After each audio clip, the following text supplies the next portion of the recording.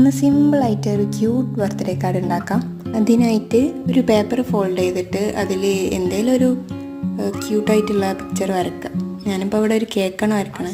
എന്നിട്ട് അത് തുറക്കാൻ പറ്റുന്ന രീതിയിൽ അതിനെ കട്ട് ചെയ്യാം, ഒരു ഭാഗമൊക്കെ വിട്ടിട്ട്. ഞാനത് വാട്ടർ കളർ വെച്ചിട്ട് പെയിൻറ് ചെയ്ത് കൊടുത്തു. എന്നിട്ട് അതിന് മേലെ ഒരു ക്യാൻഡിലും ഗ്ലൂ ചെയ്ത് ഒരു എംറ്റി ഷീറ്റ് എടുത്തിട്ട് അതിൻ്റെ എഡ്ജസ് പെയിൻറ് ചെയ്യുക, ഒരു ഡ്രൈ ആയിട്ടുള്ള ബ്രഷ് വെച്ചിട്ട്. എന്നിട്ട് നമ്മൾ നേരത്തെ ഉണ്ടാക്കിയ പിക്ചർ ഡബിൾ സൈഡ് ടാപ്പ് വെച്ചിട്ട് ഒട്ടിക്കുക.